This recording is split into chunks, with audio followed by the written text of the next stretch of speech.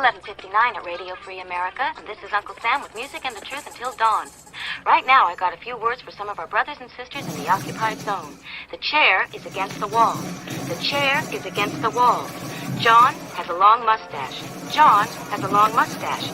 It's 12 o'clock, Americans, another day closer to victory. And for all of you out there on or behind the lines, this is your song.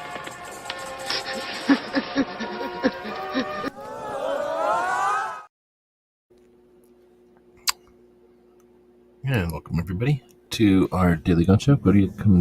We attempted to go live almost every day. And on Fridays we go live at midnight Eastern to take a look back at the week. And we'll go right into plug for our store, our gear website store. Where on Fridays we have a little something going on.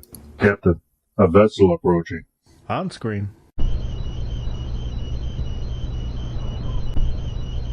We're being hailed. Every weekend over at gearwebsites.com, our online store, we have free Patch Friday. And that means that every order placed on our store on Fridays is going to include at least one free patch. So that's every order with no coupons, no minimum order, no codes needed. You place the order on Friday, and when it arrives to you, it's going to have at least one free patch.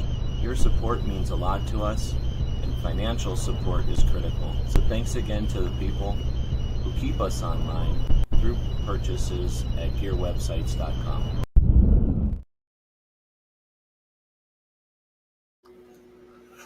All right, so we've been waiting here live. We go live on Fridays to do this show, and we've been waiting for Gizzard Gary to do his show or to finish his show. So I've just started to go live here. So I'm not really corking him because I'm already late. And he's after corking me is really what's going on here. So I decided to go live. I need to do some things after the show today, so I can't really keep pushing the show back. So I did want to start with a what do they call this thing? A poll. How was this week for 2A? And this is the traditional question. If we do any question, it'll be this question. We try to ask this question every week. Occasionally, we ask more than one question, depending on what's going on that week and how the show goes. But, this one is the one we start off with. So we'll say again, ask the question. Oops, trying to talk and type at the same time is actually way tougher than it might sound like. How was this week for 2A? Was it a great week? Was it a good week? Was it an okay week for 2A? Or was it a bad week for 2A? And if you're listening to this in the future as a podcast, like most people probably are, you can go back and look at the poll. I almost always forget to end the poll, but sometimes I remember to end it, and then you get the results in the text chat. But for those people that are here live, please vote. Feel free. It's free. And we refer back to that often later on in the show. Not every time, but that's the thing. We do this show live, and that means it's not scripted. Well, I don't know. I guess that doesn't necessarily mean that, but it is non-scripted, and that means that I'm not really all that interested in doing a consistent show every week, other than we consistently look at what our Second Amendment protects, mostly on YouTube, but I do take a look at some other things if I'm able. And that's what we're taking a look here on the screen is our Substack page. And I'm actually creating the post for this show or for this weekly wrap up as we speak. And I think I'll just go ahead and post it for now and go back and spruce it up or fancy it up a little bit later. But just so that it doesn't accidentally get messed up in the editing there, we'll just start digging in. So we do the show every Friday to take a look back at what happened with a focus on Second Amendment. There's definitely a lot of gun stuff happening. I let other people take care of that. We got the Big Shot Show coming up in a week or two where the industry gets together and meets up and gets things done, gets business done. Gives a lot of people a chance to say hey after maybe not seeing each other for a while. So it's a big event. There's definitely a lot of people going to be covering that. This will be our 19th year, so we'll be covering it as always, well as pretty much since maybe 2014. I started to cover it as a show and less of the stuff at the show. So we'll be looking forward to that. But this week, we've had a lot of stuff happening. There's beginning of the year, we've got the election year coming up. So it's the beginning of kind of the warm-up or the wind-up, I guess is the right way to say it, for a whole bunch of stuff that I'm assuming is going to happen. I don't have any inside scoop other than being on the planet for over 5 decades now. I've seen quite a few election cycles happen, and we know the way that the game is typically played is to distract from some of the bigger issues with guns as the scapegoat.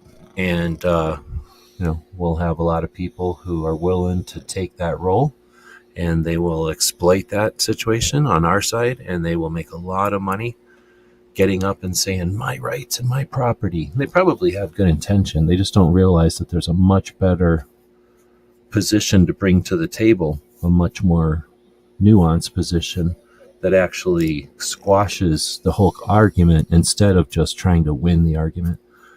Winning this argument means that everyone understands to leave us alone. We're never going to get people to like guns, but we can get them to understand to leave us alone. And there's certainly people working towards that, and they've had much more success doing that and converting people from literally from anti to pro, and certainly from don't care to leave us alone. We've had much more success with that over the last few years. So good to see that happening out there. So that's the kind of stuff we like to champion over here, and that's what we'll do. We'll go through as we scroll down here and take a look at the news, what happened this week. We'll take a look at some of the content that's been focused on what our Second Amendment protects. Take a look at our guns, some gun stuff that happened this week, although, there's a lot more than I'll ever cover. And then there's the gun calendar stuff. We'll take a look at what we have coming up for events, so you can start to plan some of the historical stuff too. We take a look at some of the military podcast interviews, or I should say military interview podcasts that I listened to. Really good ones this week again. And then we finish up with some of the stuff that we do, our other shows. We do go live every day, and turn that all into podcasts. And most of the people that listen to this stuff are listening to it as a podcast. We do appreciate that.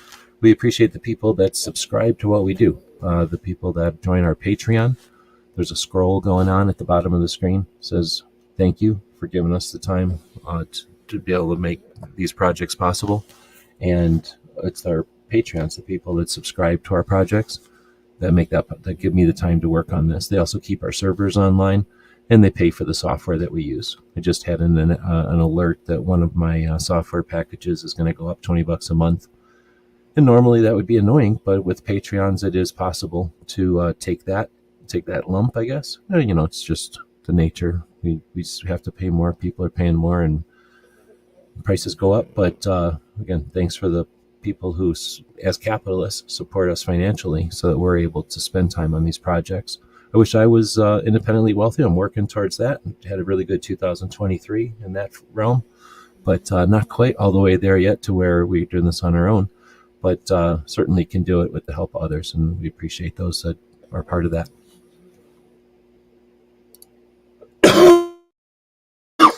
If I can find my mute button. So, again, thanks to the people that listen to this as a podcast. If you would, leave a thumbs up or a heart or I don't know what else it could be, a arrow or something at wherever it is you're picking up the podcast from. It lets us know where you're listening to the podcast, and of course, it tells the systems that you're listening to us so that they know to recommend us to other people. So that really does help. That being said, we'll get into it. We've got the show here on YouTube. That's where a lot of people are listening to this live, or you might be watching this in the future. But we're also take the description of this video and we post it over on a place called Substack. We also post it on our Patreon blog. We also post it on a couple of other places, Minds and Local and MeWe. If you know some places that we should be, let us know. I've been active on, I don't even know anymore. Lots and lots of places since AOL back in 1990s. So over the years, the cool, hip, trendy platform has changed. Over the years, the platform that can do the most or be the most effective has changed. And like anybody, we tend to stick around the ones that we like the best. So YouTube and Instagram are the ones that I usually frequent. I can't even say I frequent Instagram too much anymore. I'm pretty much YouTube and I guess it's Instagram, but I just don't do the socials. You know what I'm hanging out on more? Amazon. I end up watching stuff on Amazon more than anything. So, things change. People move into different directions and stuff. So if you know of something that we're missing, some platform that we should be on, let us know. We're actually going to be starting a Rumble show so we can get back into some gun stuff. And, it's a policy issue, but also it's kind of getting boring to be on the same platforms forever. And I think we started on a Thursday in 2010 going live. So we've been going live for a long, long time. So new platform sounds interesting. Or at least an initiative on another platform sounds interesting. So we'll be checking. So stay tuned for that one coming up in 2009. When we go to SHOT Show, we're going to be hooking up with some people, hopefully, to facilitate that, make it cooler, right? So if you're joining us live, say hey. We got Kingpin jumping in. The first one, he's probably not out there anymore since that was earlier today or maybe even yesterday. He's on the East Coast. How many people in the room have bought me French fries before? Oh yeah, Kingpin. Thank you very much. Lakeview Outdoors also saying hey, welcome. And then Milsurb Tua, who might actually be out there live right now. Thanks for jumping in. I just seen your Arisaka and that little goofy German gun and your whatever that long version of an Arisaka is. I had an Arisaka for a long time. Well, not a long time. I had it for a while. I liked it. I never shot it or nothing. I never had any ambition, I guess. I never really even thought about shooting it. But I've grown up with nobody shooting Arisakas. We just looked at them. Anyhow, so welcome to the show. If anybody wants to say anything or be, say hey, feel free. All right, let's dig in. So I don't have a great week or a bunch of stuff this week. Mainly because I was just super busy doing some other stuff and, actually lots of different things. So, essentially I create the show early in the week. Like I'll probably start it up tomorrow for next week. And then throughout the week, I kind of use it as my notepad. Every time I watch something or every couple of days, I'll update it. And I probably did that a little bit this week, but it's not complete. So we'll dig through what I do have in here, which will go pretty quick. And then, we'll take a look at the NSSF email, which I thought I had opened, but I guess I don't, looking around my different monitors here. We'll open up the NSSF email, which is what I use to monitor about 80% of the news that I pay attention to. I get from that NSSF newsletter. They're the industry, what do we call them? I guess they're a liaison. They're the industry liaison with the government. But they're also the industry's liaison to the community to some extent. So their newsletter I find pretty useful. There are some others that I listen or I will look at each week. Most of the national level organizations have a newsletter. A couple other newsletters I watch, but most of it we'll do tonight is going to come from that NSSF Government Relations Update. I mentioned that at the beginning because that's pretty much what we're going to jump into here. Right before we do, I'll just mention we do post this here on YouTube, which is where a lot of people are watching it or listening to it from. Then up on all the different podcast platforms where you might be actually listening to it from. But then we put it on Patreon. The description of the show each week, or the wrap up each week, gets put onto the Patreon, which is essentially a blog. It's a text format with a link to the video, but it's predominantly a text format. We also put it into a newsletter whenever possible, as well as this Substack that we're actually following along on the screen right now. I mentioned Instagram. Really can't put anything on Instagram. We sometimes mention the show is happening on Instagram, though. So if you happen to be scrolling over there and see the alert, welcome, and thanks for jumping over. All right, so the first thing we'll take a look at, though, is the news of the week, and I get most of that, like I mentioned, from other sources. I don't have the time or actually the interest anymore to just watch any news at all, let alone the 2A news. So like a lot of people, I filter it down and I look at the extract of it. And what I'll attempt to do here is give you the extract of the extract, so you don't even have to worry about all the different sources that are out there. Instead, just think about the bullet points. All right, so going through the NSSF newsletter, or NSSF email, I should say. I think I've done this before. We'll just bring this up on the screen. I think I can do that without causing anybody any problems, and we'll zoom in on it.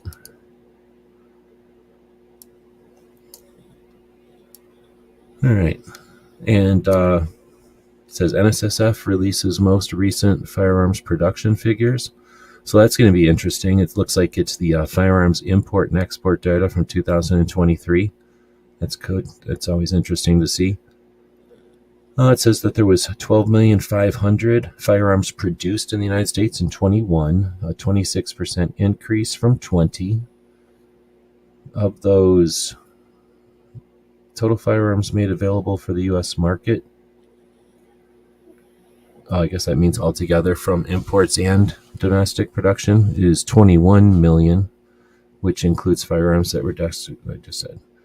Minus exported. Okay, good. So that's not just the number that have been made, but you take away the exported, and what you're left over is the stuff that stayed here. And that's that 21 million number. Data indicates that 28 million MSRs, well, that means AR-15s now, are in circulation since 1990. All right. This report is provided for NSSF members free of charge. Some of us are paying for memberships of NSSF, but you don't have to for sure. The next one says governor from Georgia is joining the NSSF Governors Forum at SHOT Show. So some of the events that happen at SHOT Show include the bunch of governors. I think this makes the 6th governor who will show up. No, 7 other state governors. So this is the 8th governor to show up at this breakfast. I guess if you had any reason to talk to a governor, that gives you some access to 8 of them.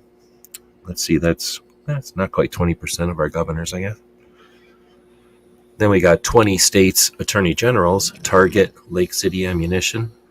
So it looks like the attorney generals are getting mad about whatever's happening at Lake City. I'm not going to read every one of these articles because that would take forever. It says Americans charted record book year for firearms in 2023. I always dispute that one because of universal background checks. Then it gets into some federal news. President Biden's campaign talks freedom, but vows to shatter Second Amendment rights. Honestly, I don't think I need NSSF telling me about the election. I don't think I need too many gun people telling us about the election. Should we have a separate organization that's just pays attention to the elections? I don't think anybody's satisfied with what we've had in the past for election awareness. And I don't think anybody could say that our record of electing is all that great. Not that we elect anybody, but what would happen if all gun owners did attempt to pay attention to each other and vote strategically? Like I say, I'm not going to read all of these, but kind of skimming through, I guess, some of them inadvertently, can't help it. Let's see. Vice President repeats false claims to propel gun control. Again, sorry, I'm picking at something there. I think that there's enough other organizations and entities out there complaining about politics. Do we really need NSSF to do that? Man, I don't mind when you talk about some of these senators or other elected representatives at state level or something that we can't keep up with, but I don't know if I need the gossip. I don't know if they're trying to be complete or if they're trying to offer a similar thing to the other news that's out there. So anyway, the next one says Colorado congressman attempts strong-arm gun control maneuver. I haven't read about that one, but I'm curious about it. Then it gets into the state news. So it must have been a pretty quick week. Indiana representative looks to end gun control manipulations in court. All right. Next one is gun control bills introduced in Washington state. That's unfortunate. Next one is Maryland opens Office of Gun Violence Prevention after Vice President's nudge. So if this goes back to the Republican-backed, nonpartisan gun control that happened 2 years ago, then that was the whole point, to take away rights of 18 to 21-year-olds and then to also set aside a shit ton of tax money at the federal level to make the states dance in the 10 states each year, or every 4 years. I forget how it breaks down, but after some period of time, chunks of the money get taken out of that fund and they go to the 10 states that have danced the best. And that's the whole goal, is to make the states that want to dance really hard about gun control so that they can not just win some kind of political gain, maybe they won't even, but so that they can have a chunk of that money, that federal money that's just sitting there. We should dismantle that whole thing and hold accountable the people that will create such a crazy incentive, financial incentive with tax dollars to incentivize just reckless content creation or reckless lawmaking. Lawmaking is a bad word. Law creation.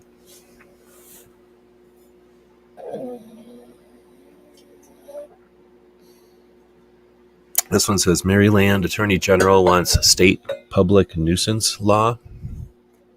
Draft to pass a nuisance law that would allow them to bring frivolous lawsuits against firearms manufacturer for the criminal misuse of their firearms by remote third parties. Yeah, well, guess what that's called? The PLACA, the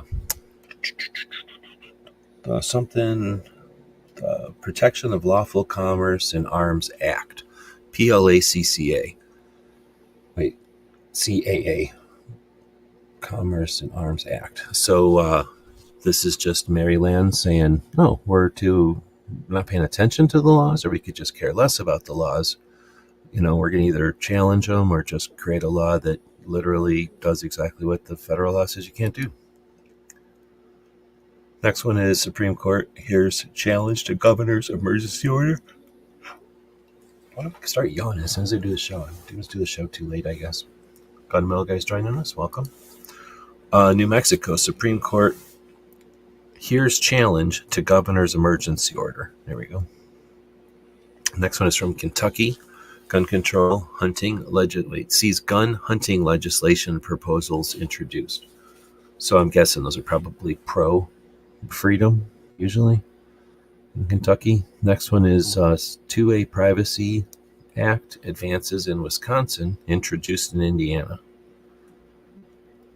2 bills to protect gun purchasers' privacy were introduced in Wisconsin and Indiana. Oh, I see. Advances in Wisconsin and is first introduced in Indiana. And this is to stop credit card companies from requiring merchant codes for gun shops. Oh, I'm clicking on some kind of link in the email. Well, that's a pretty slow week because that's all they had for their stuff there. Then they get into ATF and FBI's formalize appeals process for NFA applicants. This is from NSSF. The Bureau of ATF and FBI announced the implementation of an updated formalized appeal process for certain NFA applicants. The agreement between ATF and FBI allows individuals to use administrative appeals process of FBI's National or NICS to attempt to resolve record-related issues that are revealed during a NICS background check initiated as part of that individual's NFA application. In addition, the agreement recognizes an NFA applicant may use the voluntary file, blah, blah, blah, denied. It should be noted as part of this process, applicants may be requested. Okay, well, I guess that's a specific thing for a fairly specific group of people that have that specific thing denied from them. And then we get, I guess a win is a win. If that's a win, I'm thinking that's a win. But the next one then, judge allows challenge to New York assault weapons ban to proceed. Next one is somebody, a Hornady, inducted into Nebraska Business Hall of Fame. Okay. Then that's it. So there you go. Didn't have a lot in that, so I don't feel bad for not having a lot in my stuff.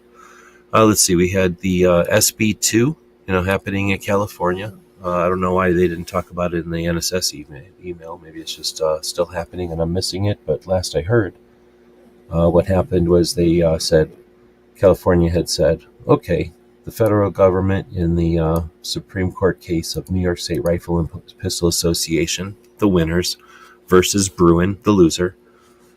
The Supreme Court said that you can't have these crazy laws that say, well, if it saves just one life, you're not allowed to have those laws anymore. This is a dumbass way to restrict rights on a lot of people, to just come up with some delusional idea that if it saves one life, then maybe we should just remove everybody's rights. So since the Supreme Court's case, New York State Rifle and Pistol Association versus Bruin, the loser, says that you can't do that, the states all said, oh yeah, want to see what we can do? And they've all done, well, not all, but a bunch of the states have just done the opposite, essentially. And that's what we're looking at here. So the state of California decided, okay, New York State Rifle and Pistol Association decision, you're telling me that I've got to allow people to carry a firearm? All right, I'll do that. But you know what it also says?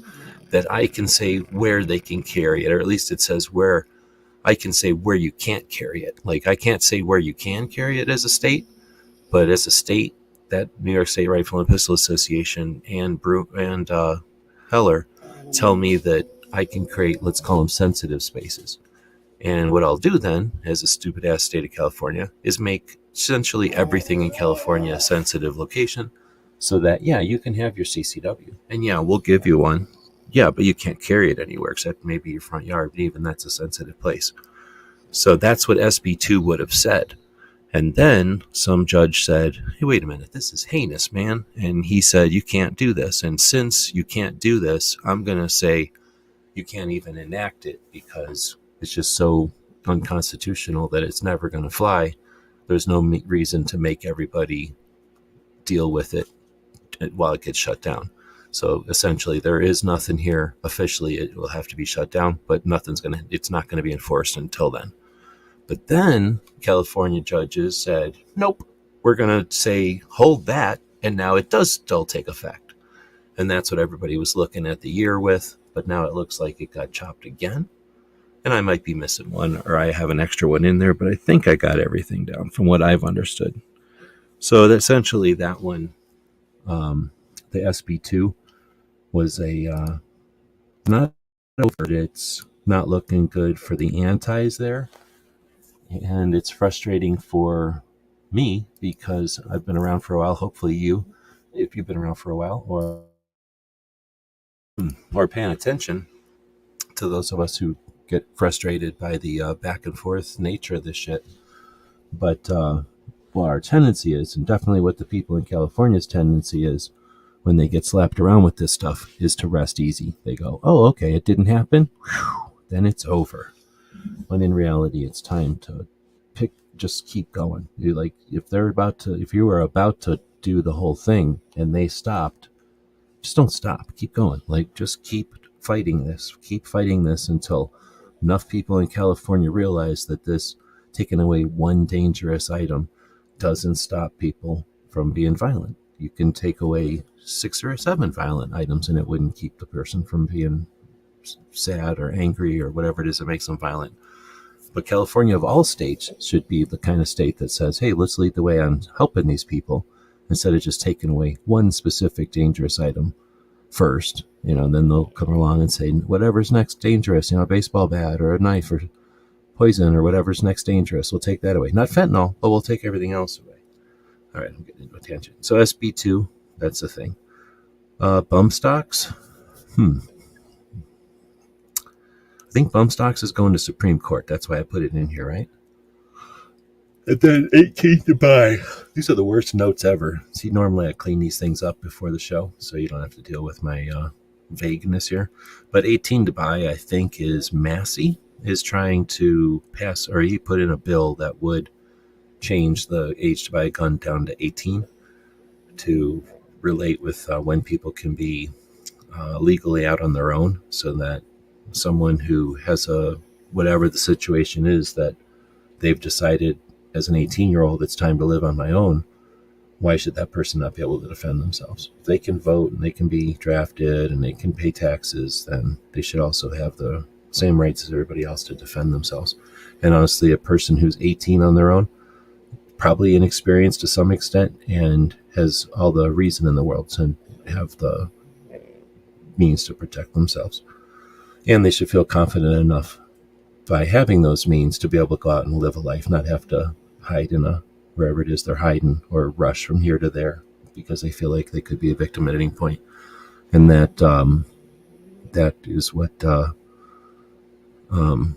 firearm and the ownership of a firearm means. And it usually cleans up a neighborhood, knowing that if a bunch of 18-year-olds live there, let's say that's a bunch of spouses of military-aged or military enlisted people, and half their spouse, half the family is enlisted and gone. That means the spouse stays home, maybe with kids, maybe without. And you don't want that neighborhood to be a victim neighborhood. You want that neighborhood to have the means to defend themselves, and that deterrence would stop a bad guy from even going into the neighborhood, right? Hopefully. Anyway, so that's the 18 to buy a gun. It's not likely, but the only way we win, or at least one way we win more effectively, is when we're lobbing offenses of our own. If we simply defend every time they come at us with something bad, all we ever do is get really bad at defending ourselves. And that's kind of what we've done. And we don't have enough groups that consistently go on the offense. We get a couple that act like they do. They brag about it, and they'll show you the 2 or 3 instances where they may have. And if they call writing lawsuits an offensive thing, all right, well, I don't. So, there's more to it than that for sure. Most of the national level organizations ignore a bunch of that, but we'll keep going. So now we're going to be talking about the stuff that happened on mostly YouTube, I think, especially this week since I didn't have a chance to put in a lot of extra stuff. But we'll take a look at the stuff that's focused specifically on what our Second Amendment protects.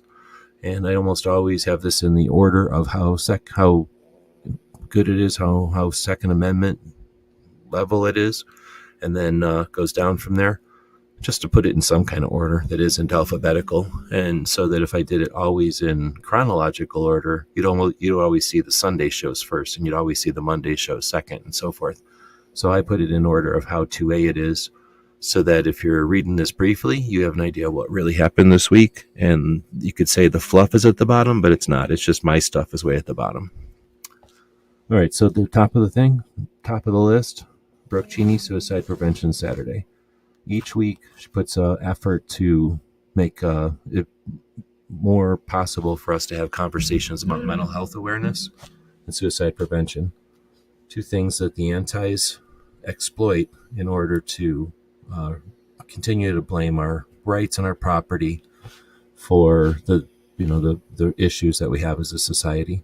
So the more that we can understand that we're the scapegoat for that we're the red herring, that we're the distraction from the actual policies and actions that would prevent those 2 things, or suicide at least, then that's what Brooke attempts to do, is make that conversation more possible and more effective.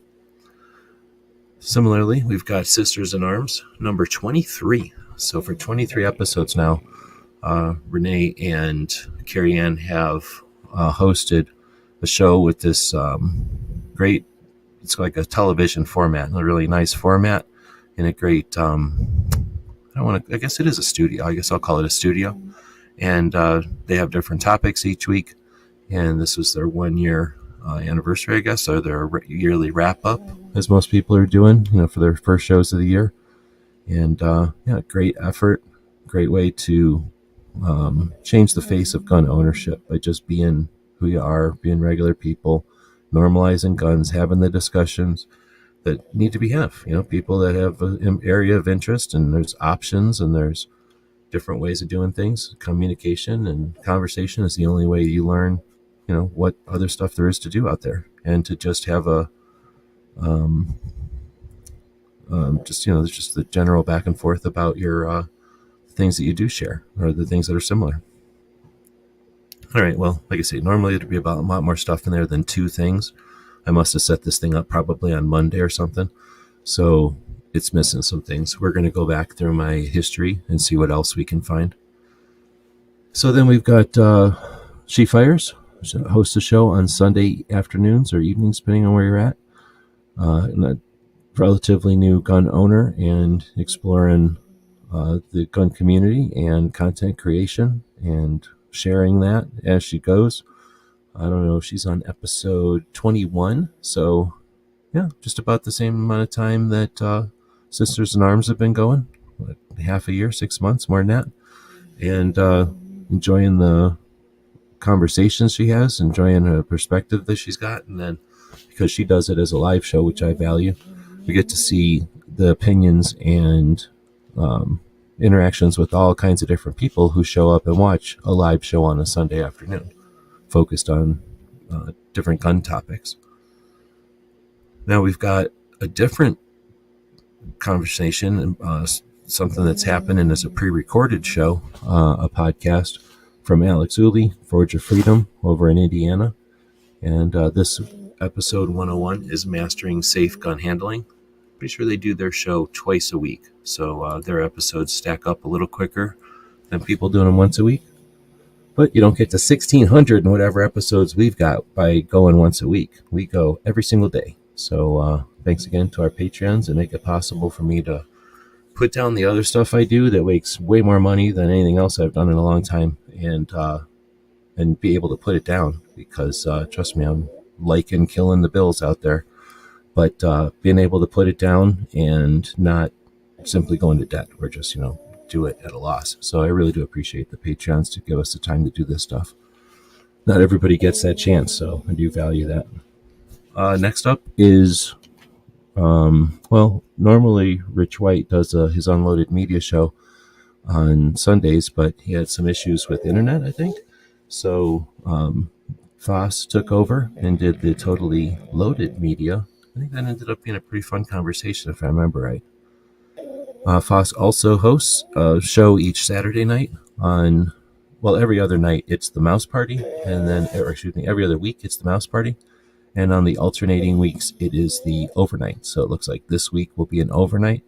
Typically the overnight has a topic, so not that it's scripted or that you have to do some research, but there's some general topic for the show, so that makes the overnight shows a bit more serious, where the mouse parties can wander.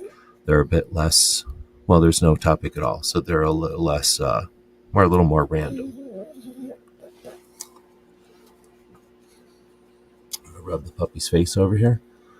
Puppy ate so much food that he had to poop twice today, so he's exhausted himself from pooping all over. That's why he's so tired over there.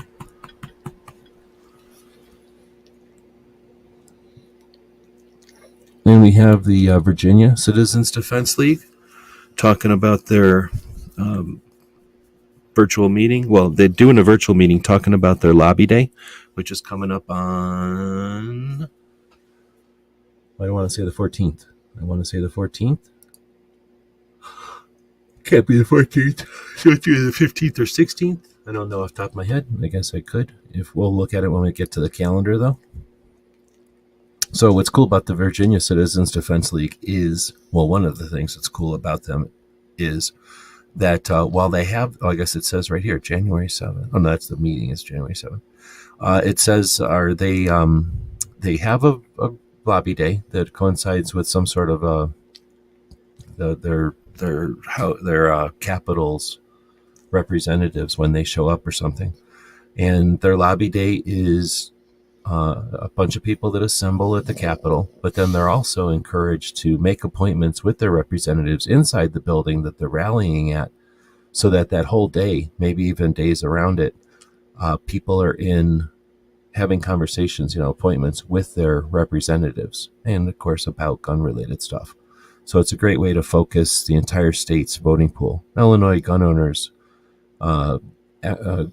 Lobby Day, or Legislative Day, whatever it is very similar. Pretty much the same thing.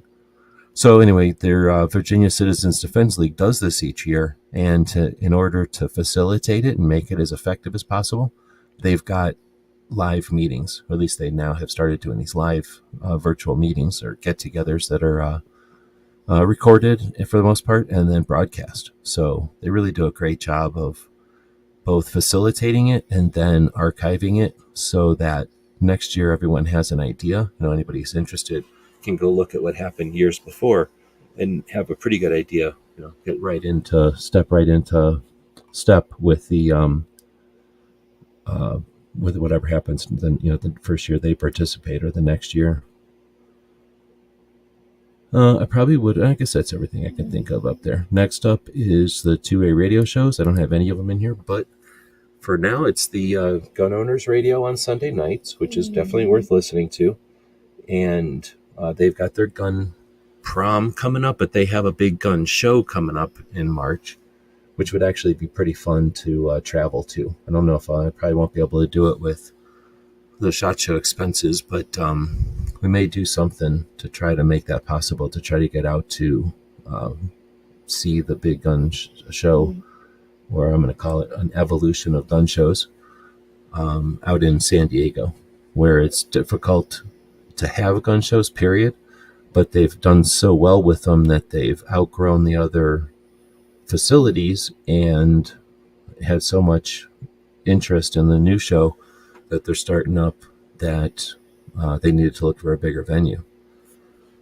And then, of course, the challenge of just the climate, the political climate in California, and then, of course, the actual bureaucrats in California who might prevent them from getting places. So they're the Gun Owners Radio show on Sundays. They often keep everybody up to date on those issues. And then, of course, the radio show I listen to each week is Cape Gunworks. We'll talk about a couple of things that Toby had going on this week once I started opening up my history over here. But yeah, a couple of good episodes this week under the 2A radio section. And depending on how much work I get done tonight and how much energy I have left at midnight when it's over, I'll go back and attempt to fill in some of the stuff that's just sort of penciled in here right now. Then we've got gun calendars. We'll go over and take a look at that when we're all finished here. We've got the military interview shows that I always talk about. And yeah, they have not let me down. Every once in a while, one of them is kind of boring, for sure. I mean, nothing's perfect all the time. But most of the time, they're interesting. Like a vast majority of the time, they're interesting. And some of the most interesting ones have been when the title made me think, like, what am I going to want to watch this one for? And then I'm pleasantly surprised, and they turn out to sometimes be some of the more interesting stuff. And honestly, some of the least interesting ones are the most famous or the people who've done, been there, done that kind of thing. They, for whatever reason, they don't have the same level of interest as some of the other. But anyway, that's what you get when these interview shows. A lot of them, at least a couple of them are live, and they're almost always raw. Like they don't censor very much except for like secret and top secret data, that kind of stuff, or things that shouldn't be released. But as far as language and topics, there's nothing held. And this, I'm going to call them the modern era of soldier at whatever level, has a much vaster awareness of their mental and physical situation than anyone ever in the past ever even thought of. They used to say shell shock and all kinds of stuff just to kind of put a name on it, but there was very little energy or compassion for the people to deal with the trauma, the mental trauma, and some of the hard to diagnose or hard to deal with physical trauma that you get from trauma, from being around constant stress and trauma. Anyhow, and then of course physical abuse. Anyway, so then we get in some of the chemical stuff. Let's not even talk about some of the weird chemical situations that you get into in military situations, period, but let alone military situations that are dangerous. When you're scrambling to get somewhere, you're not necessarily going to put on your biohazard equipment and scramble through that area like you probably would in every other instance. When you're getting, and it's either death or get contaminated, you end up getting contaminated quite a bit. Anyway, we'll move on. The interview shows were great this week. Mike Drop is the one I first started listening to. He's a SEAL and a canine handler who rescues military working dogs for the last number of years. But he started his podcast a while back and then switched to a live format where he brings people to the Dallas area to be in studio. And he's on episode 169 now. And the person that he's had on the last couple of weeks as a live guest is a host of another show, Combat Story. And he's an Apache helicopter pilot as well as a CIA operative or handler. And so the Combat Story guy is an interesting guy, and the Mic Drop guy is an interesting guy. So they met, they came to the Texas, and Ryan came from, I think, California out to Texas to interview Mike in his own studio. So kind of turned the tables on Mike. And a couple weeks back, we mentioned that Ryan had interviewed Mike at the Mic Drop studios, and now they've been dropping, releasing the other side of it, where Ryan gets interviewed by Mike, the standard sides of the table or standard sides of the desk. So great interviews. These guys kind of knew each other from knowing each other, from being around the same circles, but getting a chance to actually chat is pretty neat. And as much as the Mic Drop guy, that host, likes dogs, he also likes aviation and stuff. So since Ryan's got a lot of aviation info, it's really been a pretty geeky, interesting one. So this is just part one of it. Can't wait for part two. It really left us on a cliffhanger, so really looking forward to part two. I think Team House had end of the year wrap up, and I didn't listen to that yet. And then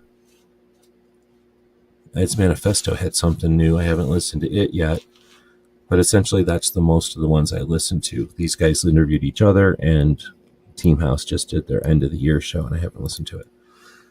But let's see. We'll move on to our projects. We're going to wrap this one. It still took an hour to go through all this stuff. Mr. Knives is saying Sean Ryan is good. Everybody on my team over here in Arizona likes Sean Ryan, so Knives being part of the Gun Websites team also makes it almost unanimous. I think I'm the only one that doesn't listen to Sean Ryan on the regular, and there's no reason. I say I don't love that guy. I don't hate him or nothing. I just, of all the other ones I listen to, he kind of just stands there, which is fine, and he just lets the other person talk all the time. But for some reason, I guess I just like the questions the other guys ask, or I'm more comfortable with the questions. But every once in a while, if somebody's on Sean's show that I haven't heard before on anybody else's show, I'll definitely watch the Sean Ryan show. And probably twice a month, somebody on the team here will tell me, well, you got to watch the Sean Ryan show because of this or that. I just don't put it on my list because, well, mainly I don't think of it. I watch it on a different machine, and it's not on my browser history or whatever, so I don't ever think of it because I'm watching it on a different machine. I don't think I sub to them either. That's the problem. But I hear you. A lot of, like I say, you're making it unanimous. Pretty much everybody else listens to Sean Ryan. I need to drink some coffee here, so I made some right before the show and everything, and I'm not even drinking it. So I'm going to take a second here. Thanks to Mr. Knives. We'll take a quick break. What can I put on here? We'll put this one on for Patriot.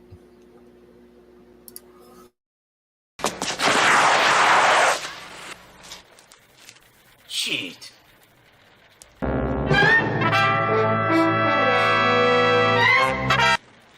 Ninja?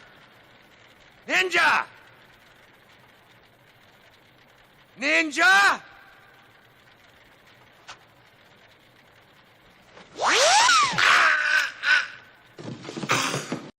It's 11. I was really close to ending the stream. I'm so used to clicking end stream right when that thing happens that I almost just turned it off.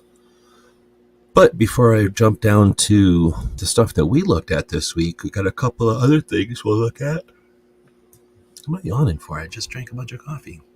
So I'm going to bring over onto the screen some of the other shows that I've either watched or I'm about to watch. So I don't bring up S2 Underground enough, but one of my favorite channels is S2 Underground.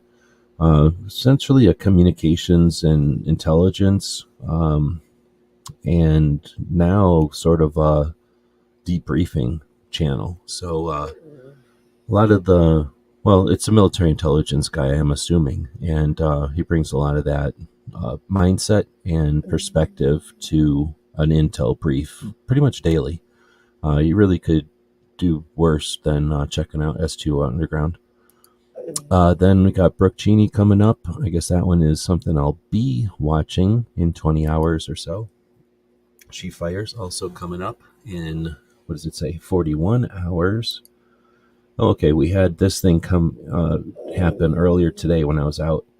I didn't get to watch this one live, but Toby had on Pincus to talk about the new 30 Super Carry version of the Pincus gun, and somewhere, about 40 minutes into the show, the dude who helped create the 30 Super Carry from Federal jumps in, and they had a really interesting conversation about the caliber and the,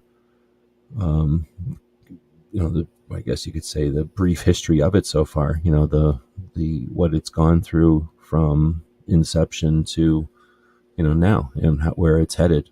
So really interesting conversation. This is kind of a special edition version of the Rapid Fire Radio. All right, so those exist. I think we'll then take a quick look at the poll. If anybody's out there voting, we'll see what their results are. We've got a vote for everything at this point. Good week and okay week are tied. Great week is second with 20. Okay, so good week and great week are tied. Oh, sorry. Good week and okay week are tied for 33%. Great week is sitting there at 22%, and somehow bad week has a vote. So feel free to leave a comment with why, what's up, why do you think why did you vote what you voted. The idea here is to just kind of get a finger on the pulse. I don't have the ability now to chart that out or go back and look at all the different results of those polls. But at some point, we're going to be able to tell the R2D2 robot or something like, hey, go back and get the results of all those polls and give me a graph of what it looked like over time. And that's what you're helping to participate in. So thanks for that. All right, so now I'm going to head over to back to my YouTube channel, and we'll let's see. Why don't we open up we'll just open up the raw history and take a look at the stuff that I've been watching, and from there we'll be able to figure out what other stuff I'm missing over here.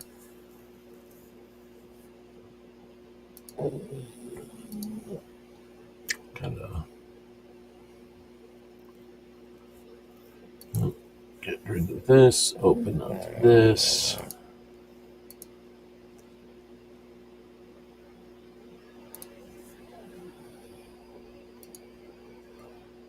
Oops. And then 10, 9. That's not it. Go back to, nope, click on the wrong buttons over here. How do I have my email open still? Click that. What are y'all getting? Y'all getting the little puppy on the screen? All right, so I could have put the live puppy on the screen, but the live puppy's sleeping, so there's nothing to see on the screen.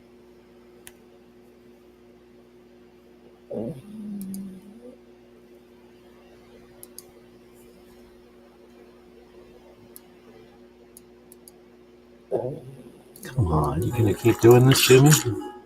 Now it's showing me commercials for my own show. All right.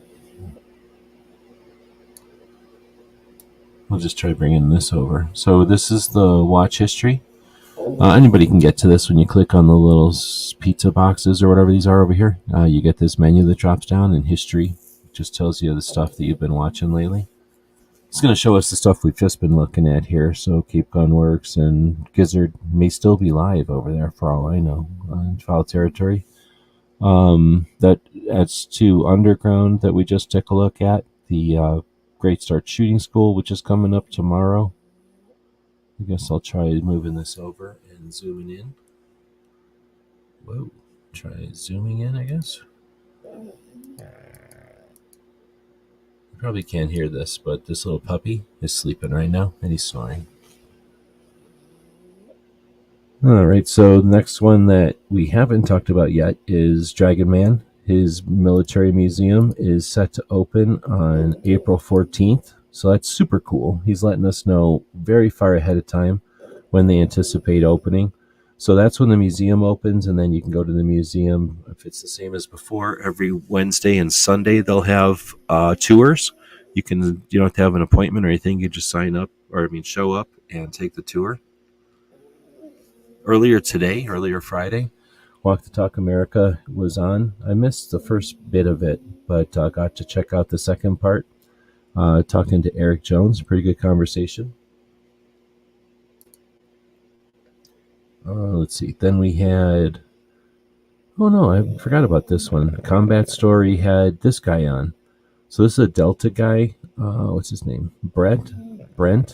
So he's been on a couple other podcasts, and it's interesting when you see people who've been on more than one, because sometimes they're talking about the same stuff, and you will get the same kind of stories because they're telling a story they've told before, so they're kind of telling it, 3/4 of the same.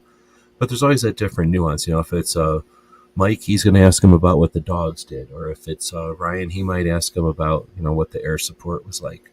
So you're just going to get that little bit of difference, and that's where this one was different again.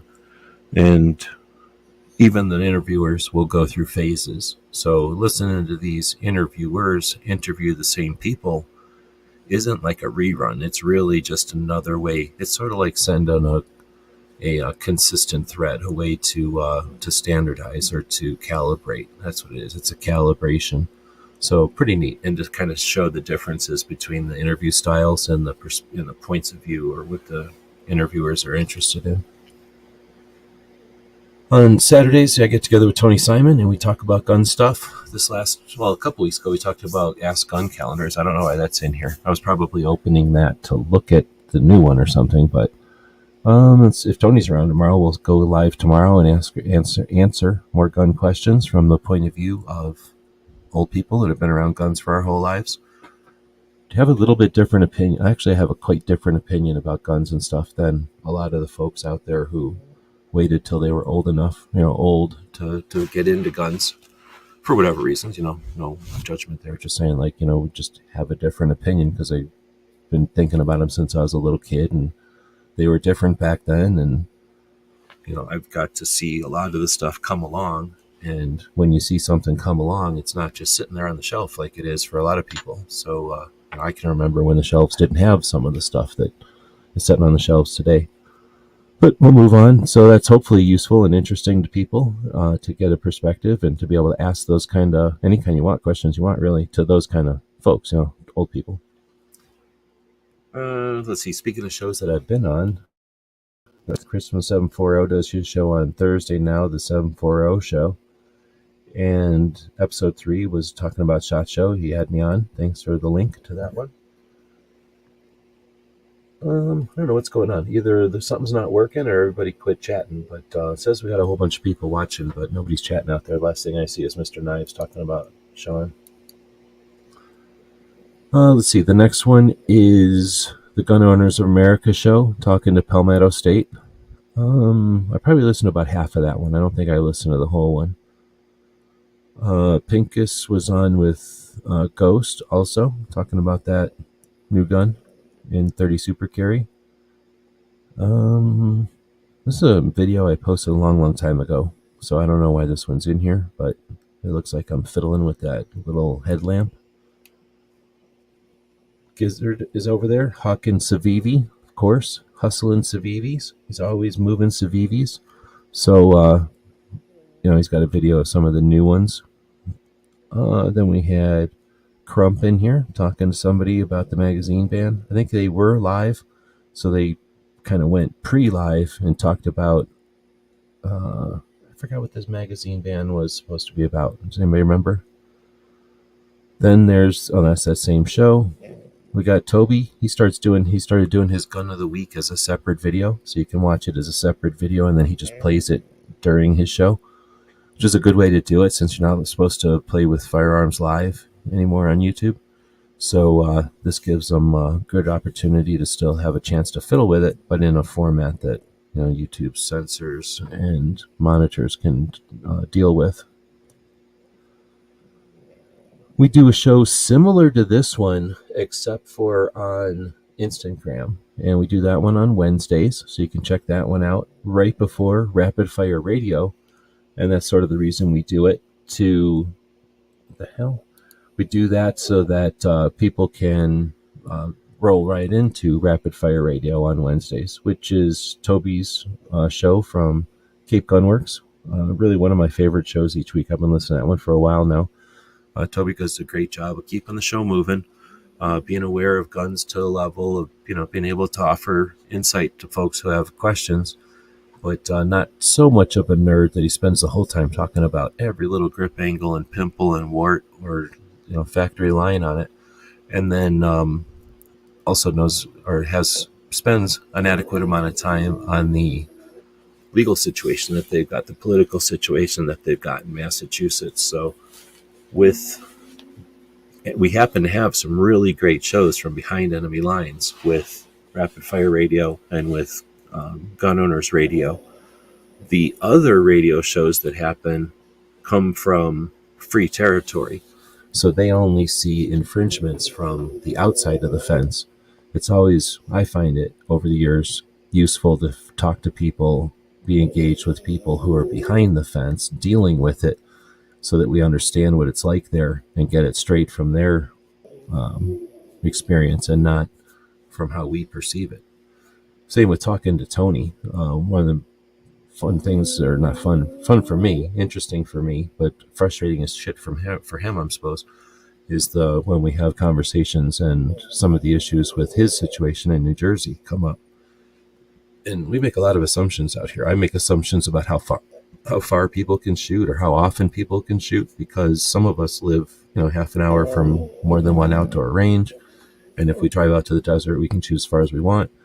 And not everybody can do that. And it's, you just don't think about that every minute of every day, that, there's people living out east where you're lucky to get a 200-yard shot sometimes.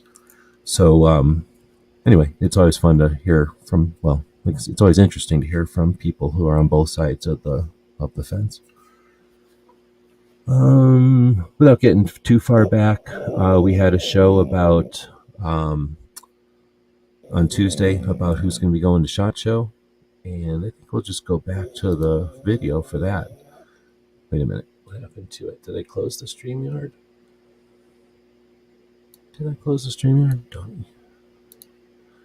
Nope, there it is. Good. So we'll go back to what we did this week. I just mentioned that one, and now we went live for 24 hours. I just rubbed the co-host's belly, sometimes behind his ears a little bit, pat on the head occasionally, but just 24 hours straight of rubbing the dog. Like I say, there's some really rich people on the internet that do not like it when I bring up the dog, when I have the dog on the show. So I just went ahead and went live for 24 hours of just dog rubbing. Why not? Hopefully it gives somebody who likes dog rubbing something to do, something to occupy their time. On Tuesdays, I think I mentioned we do Ask Gun Questions with Tony. So this is... this one time we were visiting a city in the future on another planet, and the skateboarding robot started destroying the town. So Tony and the co-host booked it out of there. And this is a picture I took with my phone just before Tony runned out of there. And that one robot on the skateboard was about to do a half pike ollie all over that area. So Tony got out of there just in time. That's it. I think that's all I got. We'll end this one right at about an hour. Unlike Gizzard, who will run his show way over into my show, because he don't care. I want to be courteous to the next show. And even though I had to start a little bit late, because the pro show before me started a little bit late, you know how that is, I'm going to abbreviate my show just ever so slightly in order to create harmony in the schedule and let whoever else is coming up next have an unmolested full increment of time. So I want to thank everybody who's joined us live. Oh, you know what we forgot to do? Screw all that. Now we're going to go look at the calendar. I forgot to look at the calendar, and I put a heck of a lot of time into that calendar over the last couple of weeks. So did I mention our Patreons? People let me even consider, even contemplate, let alone take the time to actually do some of this stuff. So So I really do appreciate it. We have a calendar. It's called guncalendars.com. It's been up from, I don't know, for a long, long time, probably since the mid-2000s. And our goal is just to let people know what's going on. You know how hard it is to keep track of what's going on out there? It's pretty difficult. So we do it in a couple of different ways. One way is I have this Firearms Events 2004, and there's a page here that has everything separated by the rallies and then the gun laws we added this year, the training events. Those are important. The community events, the major shooting events. That's our word. We're allowed to say shooting events. The industry events. We're all talking about SHOT Show right now. Everybody's on their nerves about that. If MilSerp's still out there, here's that ANMI convention I was talking about. This is the Army Navy Military Expo. It happens on Sunday and then on Monday. And it's free. You can just go there. And it's at the West Gate, which was the old Hilton. And it's sort of a little mini SHOT Show for surplus stores. So back in the olden days, it was a lot more fun. There was a lot more MilSerp stuff there. Surplus stuff, literally from other countries. Like they would show up and you could buy bayonets and shovels and all the canvas. And well, it wasn't really nylon gear. It was canvas gear back then.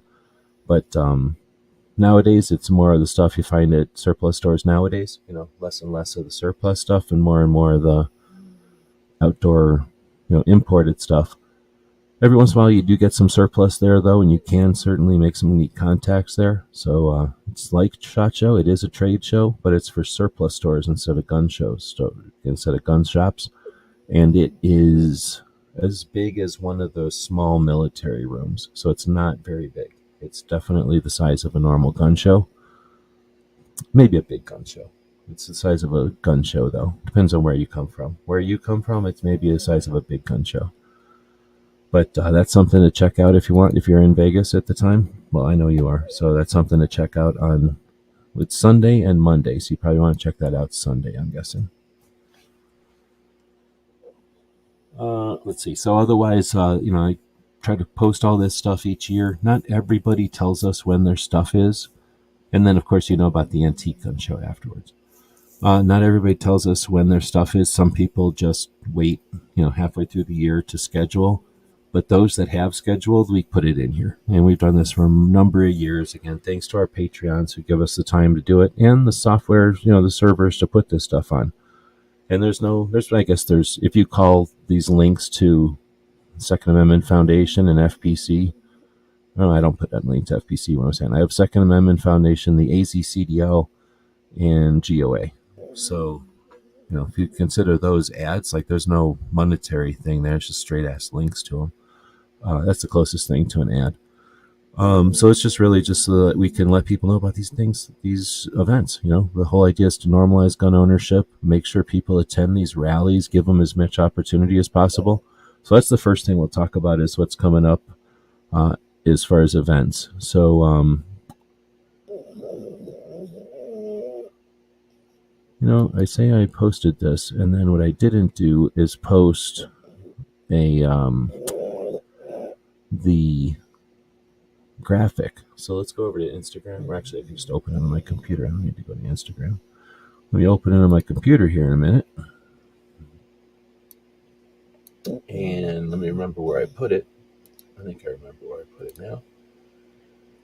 We're going to take a look at one summary of the events, one way of listing the events each year is with this infographic that I put together. I thought I could find it quickly.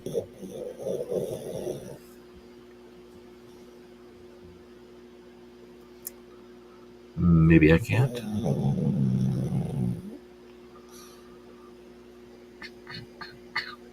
All right, well, so it's not in here. Where would it be then? If it's not in here, where would it actually be then? That's annoying. So I couldn't have put it here, and if I did, it's going to be way behind everything. All right, plan one was to go to Instagram. Let's go back to Instagram and find it. It's not going to be right at the top of Instagram either, though. You may not be able to hear it, but Puppy is still snoring over here.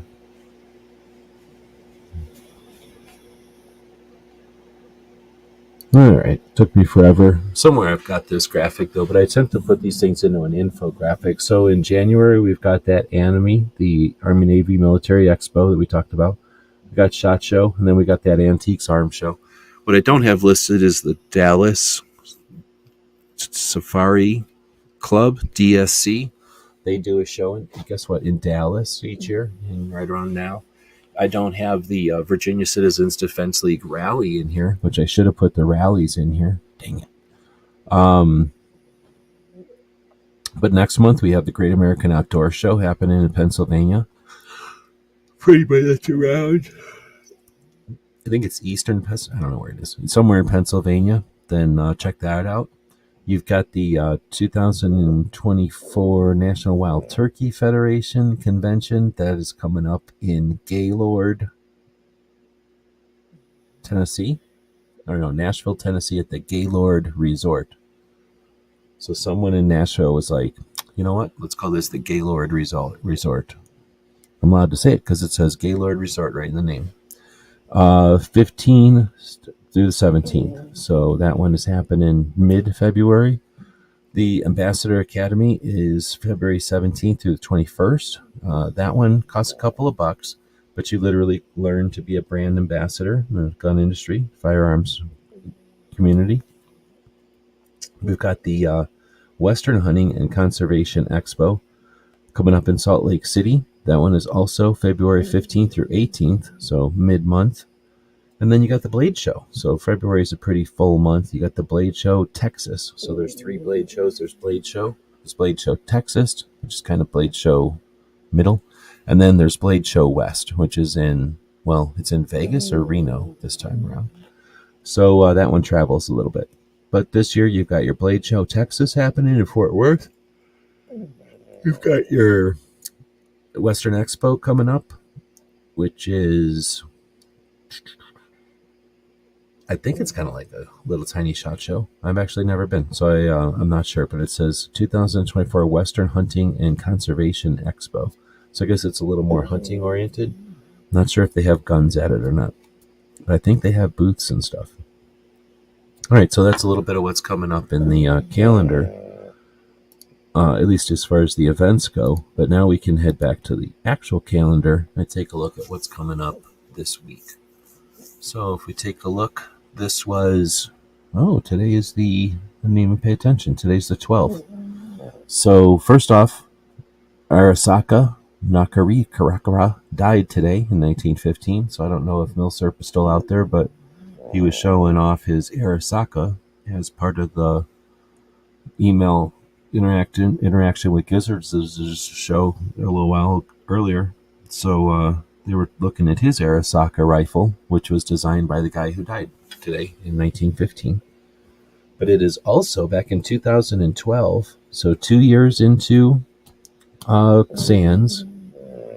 Was Haas there that year? No, I think this was the year before Haas still. This was still the old crew. And we were sitting at a little tiny hotel, very inexpensive hotel. And I think I knew about it. I think I got an email sometime before. And I wasn't saying nothing about it because SHOT Show and everything, I think. Can't remember. If anybody remembers from 2012, let me know. But I remember sitting on the bed at this hotel where it had 2 beds in the hotel, and the TV was an old-fashioned, it was a flat-screen TV still, but it was kind of old-fashioned. We had it using it as a TV. We weren't using it as a computer monitor. And so we were watching the TV, and we were on Modern Marvels. At least my hands were on Modern Marvels, and a bunch of my guns were on Modern Marvels. So back in 2009, I think, or 2010, the show Modern Marvels contacted me and asked me if they could use some of my videos for this one episode. And I was like, yeah, sure, that's awesome. Me and my grandpa used to watch Modern Marvels, so that'd be amazing. I think that'd be cool. So they ended up using 9 seconds, I think, of my videos, which is pretty cool. And that's when that's one of the first times I figured out that there's people in our community that are in it for the money, because I got shit from both sides about how I should have charged for that 9 seconds. think it was 30 seconds in one and 9 seconds in another, because they'd done 2 videos or 2 shows, 2 episodes with some of our guns. So anyway, so I figured out that 1, you can get paid for 9 to 30 seconds of video on TV, and 2, I didn't bother with that. I just thought it was cool to be on Modern Marvels. So that was 2012. We were sitting there at SHOT Show, sitting on the bed, end of SHOT Show, or whatever day that was. I think it was a Tuesday, and watching Modern Marvels, which was just on at its normal time, but they had told me ahead of time, like, hey, your episode is going to air on this date, and we're in the credits and stuff, so it's pretty neat. So gun websites on Modern Marvels. That is a credited content provider for the episode Tiny Weapons. It's a bunch of I have a 22 short, and I had a 44 Magnum Taurus that I had it next to, and then I was shooting them, and then just another 22 Rocky Mountain Arms 22 short. They were looking at the tiny revolver aspect of it. Anyway, so then tomorrow in the history, we've got H.L. Richardson, who is the guy who started. He was a I don't want to say that. He was a representative. I think he was a Democrat, but I could be wrong. But he was a representative in California who fought against. No, he wasn't. He was a Republican, I think. I'm thinking of somebody else. So H.L. Richardson was the representative in California who challenged and resisted the California handgun registration in the 1960s, which then was turned into national level registration in the 1968 Gun Control Act. Wait, I might be messing that up. But I know that he resisted handgun control in California and then gave it the name California Gun Owners of California. And when he was successful, he decided to take that national and call it Gun Owners of America. So handguns were challenged in California. H.L. Richardson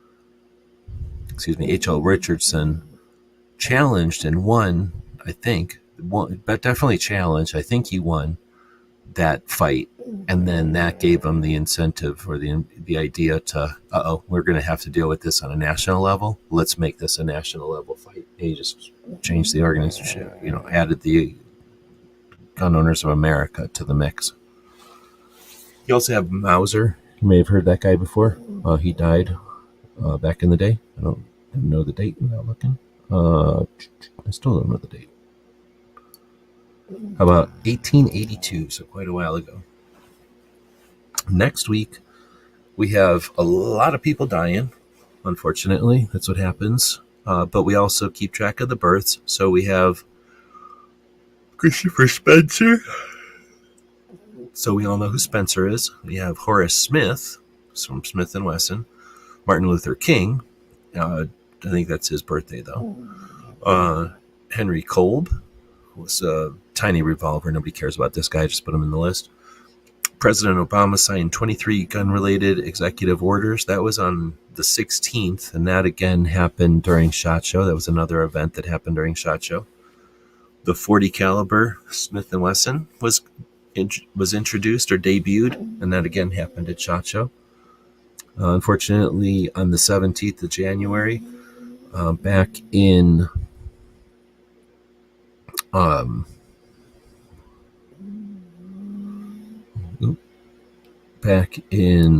2005, Neil Knox passed away. That's the person who started the October revolt of the NRA back in 1977. You have a couple of more people being born. Robert Control, Second Amendment activist. All right. And then we have a lobby day. What? We have 2 lobby days next week. We have the Virginia Citizens Defense League lobby day, which I mentioned earlier. That's happening on Monday, the 15th. So I should have known that. Martin Luther King Day. And then we have the Iowa Firearms Coalition has a 2A day at the Capitol. And that Iowa Second Amendment rally happens from 9 to 12 on the 18th, on Thursday. right? Yeah, Thursday. And then you have the anniversary of us starting our whole thing ever on Saturday. It's our anniversary. So happy 19th years. 19 years. Yeah, we pretty much started at the same time we started going to SHOT Show. So 19 years of gun websites. I'm sure a lot of other channels will be 19 years old at some point. They'll keep doing their shit for 19 years daily. Yeah, that'll happen. I'm sure a lot of them. Let's hope so, though. Because hopefully we're doing something that's worth, doing. Then we got stuff happening the week after. We'll talk about that next week. So that's something that I appreciate. I appreciate the time to be able to put this in here. It kind of bugged me the last chunk of last year. This had been kind of sitting vacant. That happens when I don't have the time to do stuff and I don't have a crew or nothing, or at least a staff to do these kind of things. So I really do appreciate the time to be able to put that back together. There's some humans that look at that, but it's really for the robots. It's so that the information doesn't get lost. Some of it is important, some of it ain't. But some of it had to dig up. Some of it really nobody cares about. So having dug it up, I really appreciate being able to keep stirring it up every year so that we can keep it in our awareness. We don't have to memorize it. We don't have to know it. We know that there's a place where it is. And thanks to our Patreons, that place will continue to be there. And all we have to know is that it's a resource, that if we need to know something, more than likely we'll have it in that calendar. So that's what it's all about. Knowing your resources. You don't have to know everything. You just have to know where to get stuff, where to find stuff. All right, well, so quit looking at Instagram. We'll do that on Wednesdays. We'll get back to where's my show at? Where did I put the show? Did I hide it again? We'll try to get back to the show here if I can. No, I don't think I can. So, or wait, you know what it was? I have two things messing with each other over here. Yep. Is it this one? No, it is. Nope. It's this one. It's got to be. Oh, it's this one. See, I knew it was somewhere. So when you have a lot of monitors, you lose stuff once in a while. If I can get this to unpin, that would be nice. So there we go. Puppy. So we'll wrap it up with looking back at the poll. It ended up a good week for 2A wind with 45%, thanks to the people who added a few votes there towards the end to give us a decisive victory for good week. We had okay week coming in at second with 27%. Great week was only at 18%. Luckily, it came in ahead of bad week, though, so nobody thought we had it. Very few people thought we had a bad week. Oh, snap. Woods is saying, #bacon pit. You know what that means? That gives me an opportunity to manhandle this dog. So he's over here sleeping, and there's a lot of people that don't like me to have a dog on a show, and then there's a whole other people that would say, don't wake up that sleeping dog. That dog pooped twice today, and that exhausts him. He is about 3/4 poop, and when he poops it all out, that takes all his energy out of him, and he needs all that energy to sleep. But here's the thing. How will this dog know anybody loves him if he doesn't get manhandled once in a while? That's how a dog knows that he is loved. So there's the #bacon bit. You want to see? Do I have it in here? Do you want to see what this dog narrowly avoided? Oh, wait, is it even in here? Oh, is it even in here? Dang, I didn't bring it in here. Today, I purchased to put this dog in it, but he doesn't fit in there. One of them things that you wear it, and then you put your little puppy on front of you like a little baby, and you wear him around like a little baby, so that he's like the little Ninja Turtle, and I'm his turtle shell. But he's too little. His little feet would have stuck out of it, and his little tail would have stuck out of it, and he would have just been hanging out in front of me. It would have been perfect for SHOT Show, but he insists on being too big for it. I'm going to try to bind him like they did with the ankles back in the day. Try binding him smaller. Maybe that'll help. Also, we'll do a sneak preview, just for the people that are watching this late into the show today. Not for you. You can't look.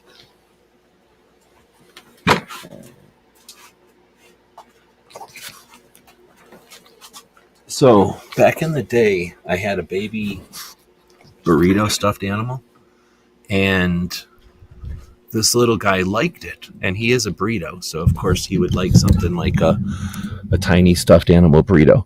But now what we have is a giant stuffed animal burrito. This is what the kids call a squishmallow. So it's got mellow in the name. It's what happened. It's squishy, right? Hey, quit looking at it. This is a surprise. And if you can tell, little dude over here can't wait to wail on this thing. So I bought this for him to wail on it. So the question is, do I take it to SHOT Show and let him wail on it at SHOT Show? Or do we give it to him before SHOT Show and see what he does when he wails on it before SHOT Show? But now he's going to have a big, giant, squishy burrito to play with and drag around if he wants and have it. So it's a big, giant burrito with mushroom fixings and tin foil on it. At first I thought it was a disco mushroom burrito. Then I realized that's just the burrito aluminum foil stuff. Anyhow, so he's got this giant burrito that he's going to have an opportunity to wail on it or do whatever he wants to.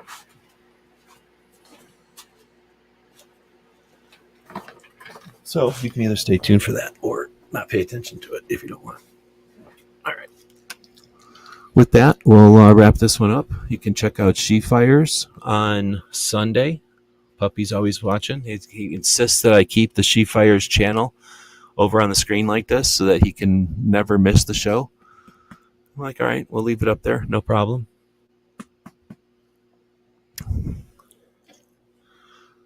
Till next time, we will wrap this one up here. Put this back on the screen. These over here.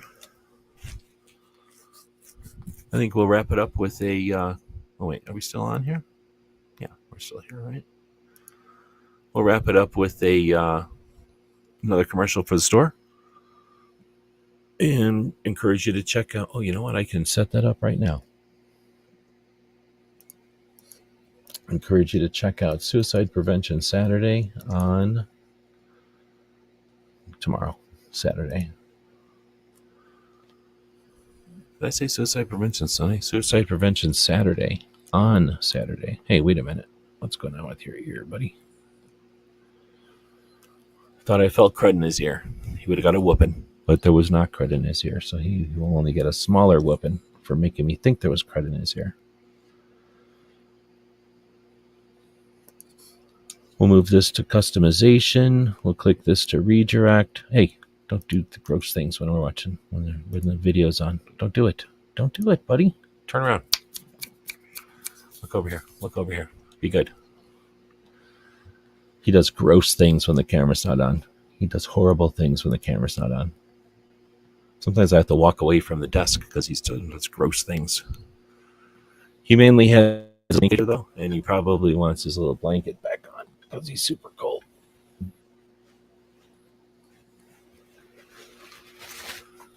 All right, well, with that one, we'll let the puppy get back to sleep here.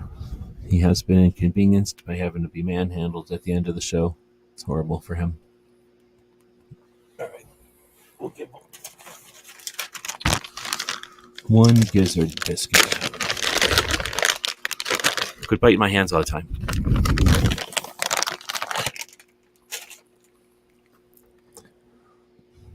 All right.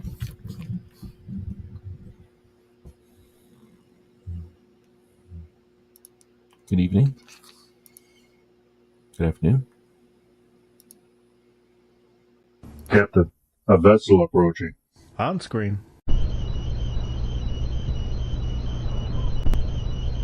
We're being hailed. Every weekend over at gearwebsites.com, our online store, we have free Patch Friday. And that means that every order placed on our store on Fridays is going to include at least one free patch. So that's every order with no coupons, no minimum order, no codes needed. You place the order on Friday, and when it arrives to you, it's going to have at least one free patch. Your support means a lot to us, and financial support is critical. So thanks again to the people who keep us online through purchases at gearwebsites.com.